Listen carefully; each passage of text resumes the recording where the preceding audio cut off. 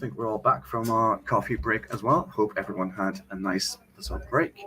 We're back on the second half of our sessions today, and we're here with Kate Edwards from Geogrify and SetJetters, I believe. Yes. She will be here presenting us with her solo speech about the topic building more inclusive worlds with game culturalization. Kate, thank you so much for being with us today. The stage is yours. Enjoy. Thank you very much. And hi, everybody. Sorry I'm camless today. It's very early in the morning here on the U.S. West Coast, but I'm very happy to be with you. So this is going to be a quick talk with a lot of information. To summarize, I am a geographer, and I've been helping companies adapt their game content for other cultures for over 30 years. And I started at Microsoft doing this work, where I worked on a lot of titles you've probably heard of, like Halo and Age of Empires and Forza and things like that. And then I've been working as a consultant since I left Microsoft in 2005. And so what I want to talk about is basically, what does this process entail? And how do we build our game worlds to make them inclusive of other cultures and of people around the world? So when we're thinking about the games that are out there, like, amazing games like, Tears of the Kingdom or Skyrim and other of these massive, RPGs, games like that. I mean, there's a lot of work that goes into the world building process, as you know, as developers. A lot of complex decisions about what the world is going to look like, sound like, who's in it, what do they do, are there different factions, and so on. Some games are complete fantasy worlds like Skyrim and Tears of the Kingdom. Other games like Halo take place in our world, but in the far future. So they're, fantastical in their own way. Other games take place in the past, like Assassin's Creed, where they have an interesting way of weaving real history and real geography with a fictional narrative that takes place in the game. And even games like Angry Birds, I mean, we can't forget that what are perceived as simple games, like a lot of mobile games, are not simple. There's a lot of world building that goes into this process, and a lot of decisions about the story, about what's happening in this world, even though to some players, this is a very simple game where you just throw a bird at a bunch of pigs. But as we know, that it's not quite that simple. So I've spent all of these years exploring the interaction between what is real, which is the geography part, outside in the real world, and then what is represented. So what do we show in our games, like this image here from Grand Theft Auto 5 of Los Santos, which is amazingly similar to Los Angeles, where I'm from originally. And then the most important part is what is perceived. So how do players perceive the world that we've created for them? So culturalization involves essentially taking the game worlds that game creators like yourselves are making and seeing how are those game worlds going to be compatible with local worldviews in different cultures around the world. And so what we're trying to do is create culturalized content. So content that is going to work as many places as possible. And so I'm working with content assets like character designs, environment designs, a lot of other things that are in the game to see what objects are going to be compatible or incompatible with a specific culture. Now, I'm sure you've heard of localization, which is about adapting the game's language for local audiences, and that's always going to be very important. But designing games for a local audience, which goes beyond language, is more about culturalization. So how do you think about expanding your existing market and attracting new players with content in your game that might be relevant to a specific culture or specific region of the world? So at its core, culturalization is really about maximizing the global inclusivity of your game content, because the more inclusive it is, the better potential it has to go many places around the world. So why is this important? Well, because the growth around the world of game players is growing in markets which are traditionally not seen as main markets. So when I talk to a lot of developers who I meet at conferences around the world, they often tell me that they want their game to sell in North America and Europe because they see that as the biggest markets where all the money is. Well, there is a lot of money in those markets, but that's not where the growth is. If you look here, the tremendous growth happening in the Middle East and Africa, a lot of growth in Latin America, and still strong growth in the Asia Pacific region. But a lot of developers I talk to are not thinking about the audience in those markets, and they should think about how is their game going to appeal to people in these other markets. So there's two types of culturalization we typically deal with. One is what I call reactive culturalization. And unfortunately, because of my lack of animation, I'm sorry, I did get this doesn't work quite well. But what there was here in this image was a two-headed Brahmin bull from the game Fallout 3. And that is the reason why the game did not sell in India, because there was a Brahmin bull, which is sacred to the Hindu faith, and there was a risk of offending the entire Hindu faith in India over this Brahmin bull. And so we tried to do something like a two-headed horse, which you're seeing here, but the developer did not have time, and they did not feel at the time that India was important enough as a market to make this change, because it was going to be a significant change. But this is what reactive culturalization is, where we're looking for things in the game that might cause a problem or a negative reaction, and we're seeing how can we change it or remove it so that it's not going to be a problem. The other side of it is thinking about proactive culturalization. So this is where we change the game content to enhance the experience for a specific market or specific region. So this is an example from the game Temple Run 2 that I worked on, where they did a special skin for the Day of the Dead holiday in Mexico, because they saw that the game was very popular in Mexico, so they decided to basically do a very specific theme for the Mexican market. And when they did this, the reception was very strong. Their sales went crazy, and they had such a positive response to this because it resonated with a specific culture in a specific market. And it was so successful that they did it again in India with the Holi holiday, which is also known as the Festival of Colors. So proactive culturalization can also be really good tool that you can use to make your game appealing for a specific place. So there's many things we need to think about, though, when we're making these decisions around culturalization. So, for example, the high-level company values and goals, and that company can mean your small indie team. It can mean you yourself. So what are your values and goals? What will you change, or what are you willing to not change for your game? Also, the context in which content is generated, meaning that we are all biased, and that when you generate content from a specific place, you have to think about what unconscious bias you might be putting into your content. Usually we don't intentionally bias anything. So this is about unconscious bias. We also think about the business strategy for the vertical. So if you're a big company like Microsoft or Sony, you make a lot of products other than games. So you have to think about how this change for one specific thing might affect your other products.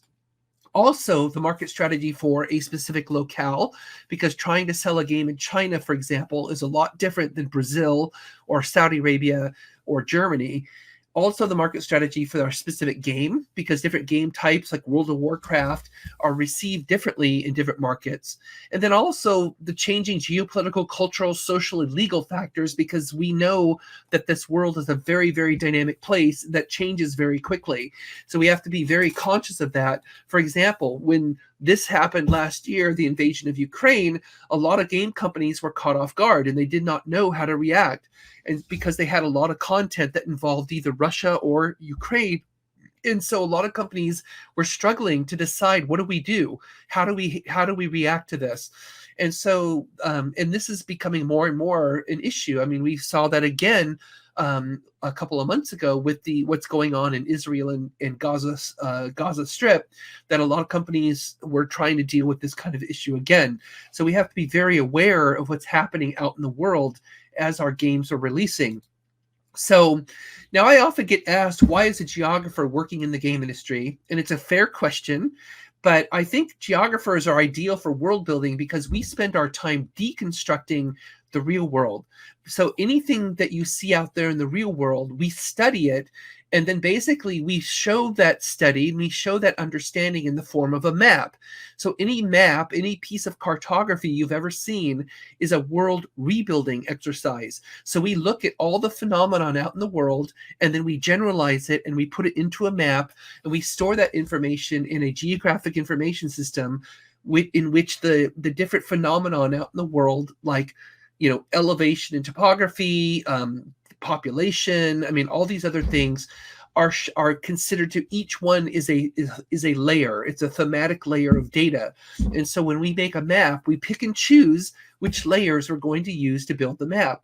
And building a game is really a game's world is really not that much different. And I've sat side by side with game creators for many years, and I've seen that their process of creating a world is very similar to how cartographers like myself create a map. So I want to talk about then the 5 most challenging themes that you might choose in your game that relate to culturalization. So the 5 themes are history, faith, human representation, something I call geopolitical imaginations, and then intercultural tension. And I will explain all of these, don't worry. So history. So one thing we have to remember, if you ever make a game about real world history, you have to be very careful about what history you choose to show. So for example, this is from Age of Empires, where the top image is what was in the original game. And in the original game, we put a scenario that happened in real history where Japan invaded Korea, which is over on the left in red. They invaded the Chosun Empire in Korea and almost took it over. And so we put this scenario in the game because we thought that would be a very challenging scenario for players to try. And the Korean government banned the game on the day of release. And they said that that history that we're showing in the game never happened.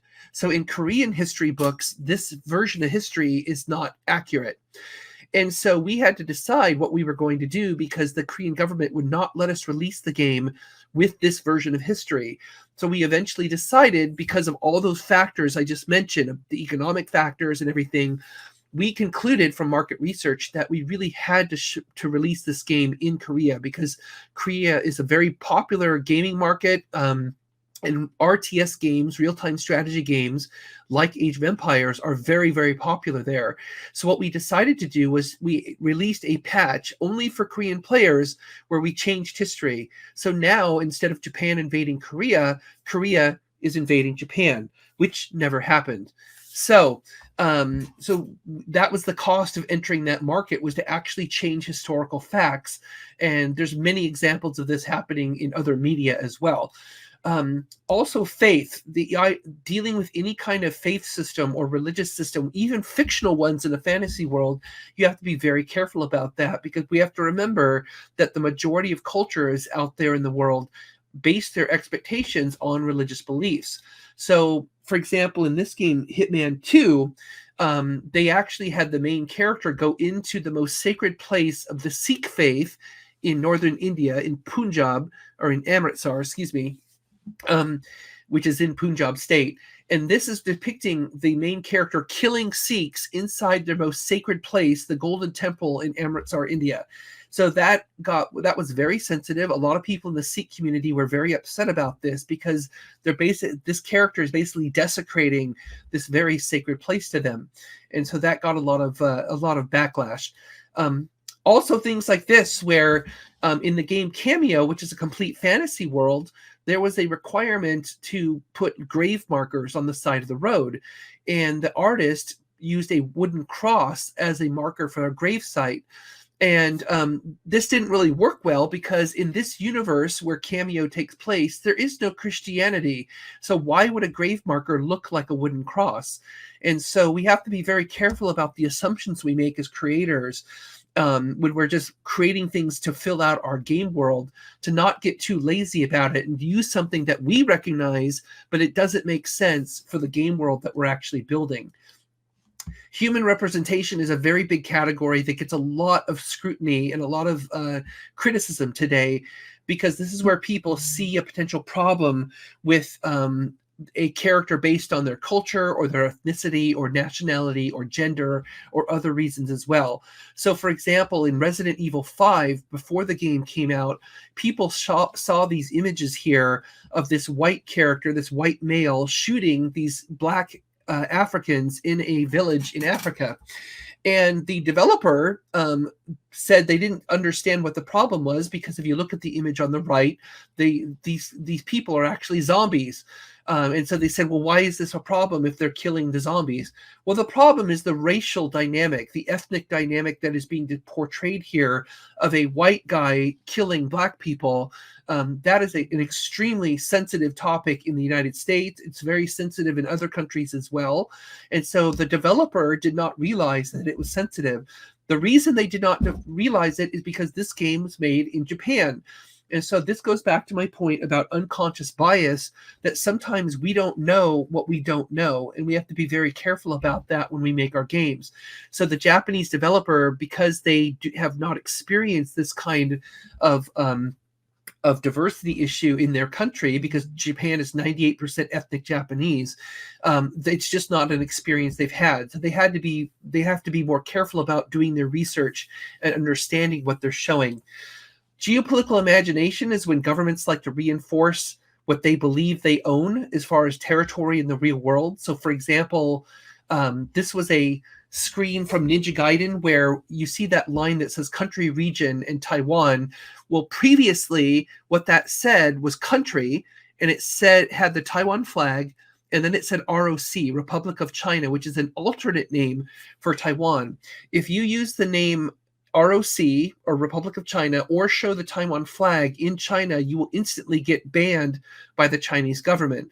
And so basically that previous version was a political statement saying that ROC was a country, and they showed the flag. So what you're seeing here is the solution. So you use the name Taiwan because Taiwan is acceptable to both China and Taiwan.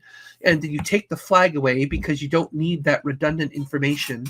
And then you say country/region because now that makes it more ambiguous. So is Taiwan a country or is it a region of China? That's not for you as a developer to assert. That's for the user to perceive on their own. So you kind of walk away from this problem by doing something like this. And in the movie Top Gun Maverick, this was a problem on the back of his jacket because in the original film, they had the Japanese and the Taiwan flag on the back of his jacket. But then in the preview for the sequel, they actually changed the Japanese flag and the Taiwan flag, and they changed it to something different because they wanted to sell the movie in China, and you cannot show these flags in China. But the backlash against the trailer was so significant that eventually, before the film released, because it was delayed at least a year because of COVID, when it finally did release, they went in and they actually changed the jacket to look like it did in the original film, and that means they did not release the movie in China. And so a lot of people in Taiwan consider this a big victory because they got the film company to actually change the flag back to what it should be in the original film.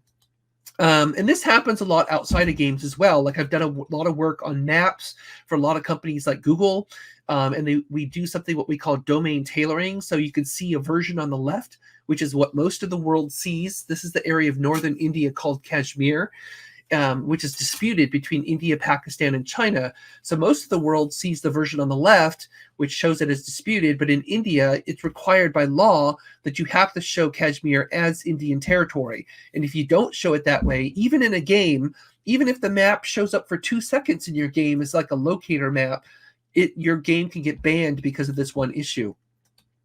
And then finally, intercultural tension. This is where frictions between cultures for a lot of different reasons. For example, the use of gestures are very sensitive because gestures are very culturally specific. So like the gesture that the character's making on the left almost looks like what's called the bras d'honneur, which is the same as the middle finger in France and some other countries. And then she's doing the gesture, which is what a lot of people know as rock on from rock and roll. But in Italy, that same gesture is called the cordetto, and it means I'm sleeping with your wife. So we have to be very careful about how we use gestures in the game because they're so culturally specific. And also the issue of cultural appropriation has become very important lately. A lot of people are looking for examples of cultural appropriation. A lot of times it's indigenous cultures from different parts of the world. So like the Maori from New Zealand, you see like the arm tattoos being used on the character in the center or on the character on the left. that's an inappropriate use of those tattoos, because these people are not Maori and they should not be using those tattoos. Just like the white women in the upper left who are wearing things that look like they're Native American, and the character on the right from Apex Legends, she's from South Asia, and yet she's wearing designs that are reflective of North American indigenous people. And so we have to be really, really careful about leveraging those kind of designs. So what we really need to remember is that all content, all game content carries culture.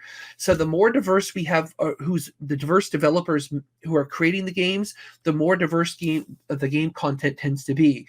So we just have to remember that anything we put in our game is carrying the culture of who we are as game developers and where we're from, but it's also a reflection of the cultures that are in our game and how people will perceive our values as game creators. So we have to make sure that our creative decision making is directly connected with our values. So is inclusivity as part of those values? Do we want to make sure that our game is appealing to as many people as possible? And does that fit the narrative that we're building within our game? So values that we have often define the boundaries of our creative decisions. So what are you willing to change or not change based on your values as a creator? And so it's a constant interchange between our values and our business goals, because we are a business where we do want to make money off our games, and our creative goals. What kind of game do we want to create? And obviously for most of us, we want to make an amazing game that is considered fun and playable by people, as many people as possible. So we have to constantly think about those three things together as we're making our creative decisions. Today, we have a lot of challenging release conditions. So everything you release is instantly online everywhere, and it's going out to a broad multicultural audience. So it's really difficult to have a second try if you make a mistake, because we know there's a massive community out there who is very active, and they're willing to support things that they love, and they're willing to do a lot of backlash against something they don't. And so we have to remember that. And I think everybody is very much aware of social media. And it doesn't affect only small games. It affects every game. It affects all content. And it's also another part of what's going on here with this kind of content is a battle for mindshare between governments and cultural institutions who are competing to decide who defines our local cultural narrative. And that's why you'll see countries like Korea in the Age of Empires example. That's why they will push back and say, we don't want to see this in a game because it doesn't reinforce what we say is our narrative. And so that dynamic is part of this whole culturalization process that we have to be very much aware of. And so finally, the last point I want to make is we have to remember freedom of creativity, because games are a creative art form, and we are allowed to have self-expression in our games. But we have to just make sure that as you're exercising your creative vision, which is critical, you can't expect that vision to align with expectations and cultures around the world, because it won't, because we can't make everybody happy, and we won't. So we're constantly torn between two different goals. One is maximizing expression, which is artistic self-expression, creating the game we want to make without it making any changes. And then the other goal is maximizing exposure. So how far and wide do you want your game to be distributed around the world? And that's why we have different versions that we talk about. Like the default version of your game is the game that you create without any localization and with no culturalization. That is like your pure artistic vision that maximizes your expression that you can send out to the world. But if you want to make sure your game is going to be compatible with different cultures, that's why we do more localization to create like a globalized version, and do culturalization to make like a culturalized version. So the more we adapt our game content through localization and culturalization, the more we strive to maximize exposure. And the important thing here is that neither of these are the right answer. The right answer is what you as a game creator decide is right for you and the goals of your game. That's why I call this the fulcrum of compromise, because oftentimes we're trying to do both. We want to maximize our expression and we want to maximize our exposure. So I realize this is a very short talk with a lot of details. You're welcome to reach out to me after this if you have questions, or connect with me on LinkedIn to ask additional questions. But I think we might have a little bit of time right now for maybe a couple questions. Thanks a lot, Kate. Definitely very interesting. And we do have a few minutes left for a few questions I've actually come up with. And one, there was a few things that I was really curious about. Amazing titles, obviously, coming from a background of working on massively successful global projects like Halo, Age of Empires, Forza, really great stuff. Culturalization is a huge topic that sometimes goes less, unlike, I guess maybe not highlighted as much as it should, honestly, especially because I live in Turkey, right? And anytime I see something that is culturally correct in a game, like let's look at Assassin's Creed, for instance, the one that takes like in place in Turkey, when the people, the street peddlers, the like merchants, when they speak perfect Turkish, I was like, oh wow, Ubisoft really did their homework. That feels like home. That feels like I was out in the street myself. So aside from I'm gonna lead into another question after this, but the one thing that I'm really, really curious about is you mentioned cartography, you mentioned Geogrify and Culturalization. Yeah. How does one do their homework? Because culture is a very subjective thing, and it is insanely different from compared to the West to the East as well. Yes. So how does one do the field work before launching a game? How do you do that? How do you get that sense of culture? Because without living there for many, many years, you can't really grasp the the full concept of the culture. How do you do that? How does that one prepare for a game like that? Well, I know in my case, it's a bit specialized because coming from a background in geography, we're trained for this kind of thinking.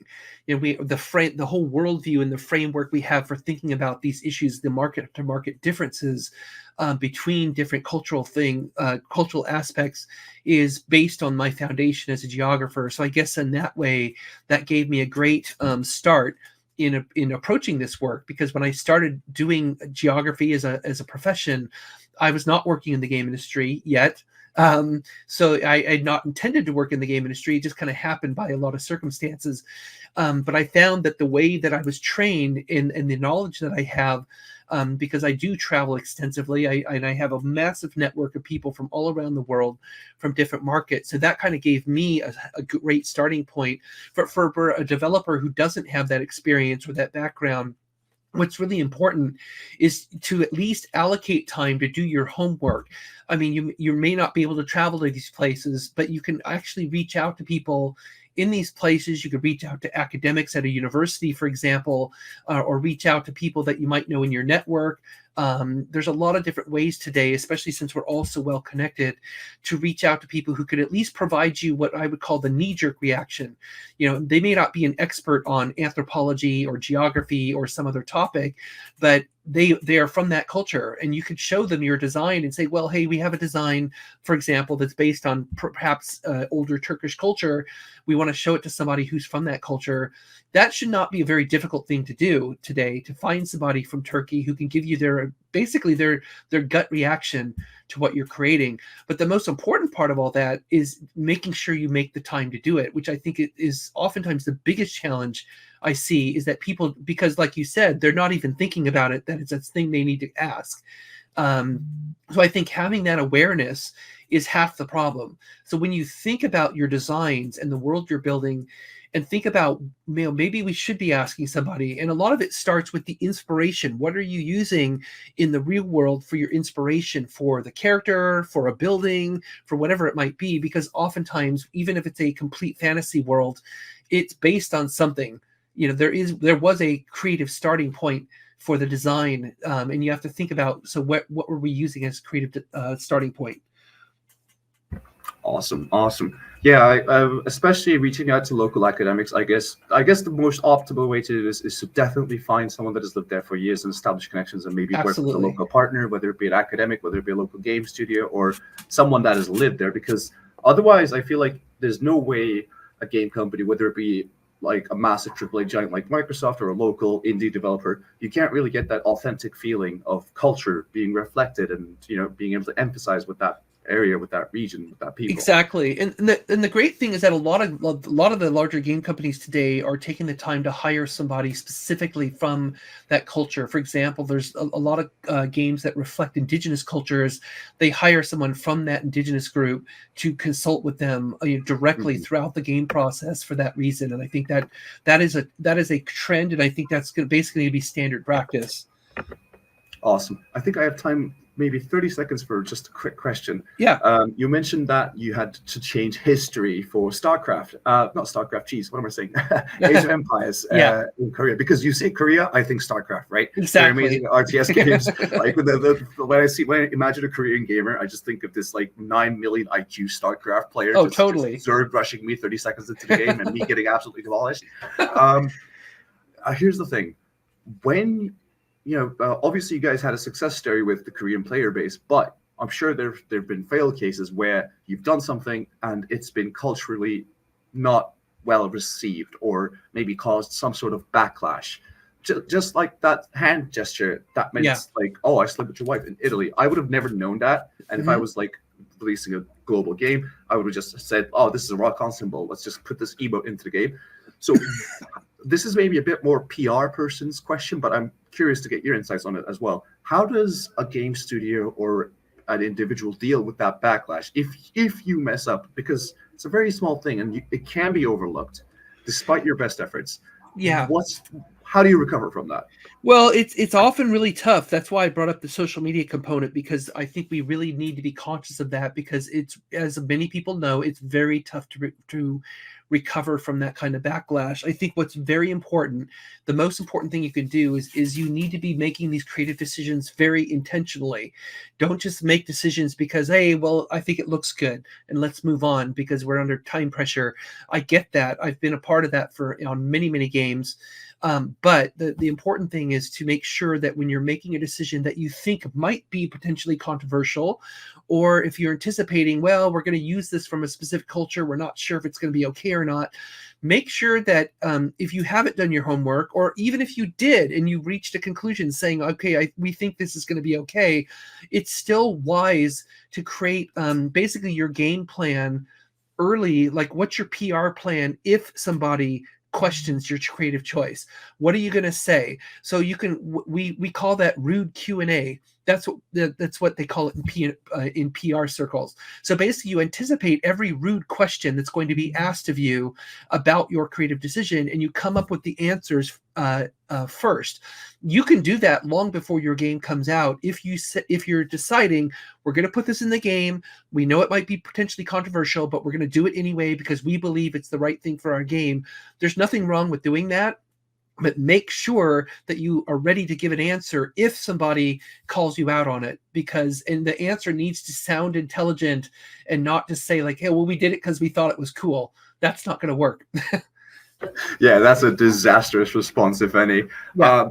I have so many more questions, Kate, but unfortunately we don't have a lot of time. But I've added you on LinkedIn, and everyone watching, please reach out to Kate. Amazing talent. Thank you so much for spending time with us today. Thank you. I'm gonna close the session after thanking Kate one more time, and I'll catch you guys on the next one. Cheers, Kate. Thank you. Thanks a lot. Bye-bye.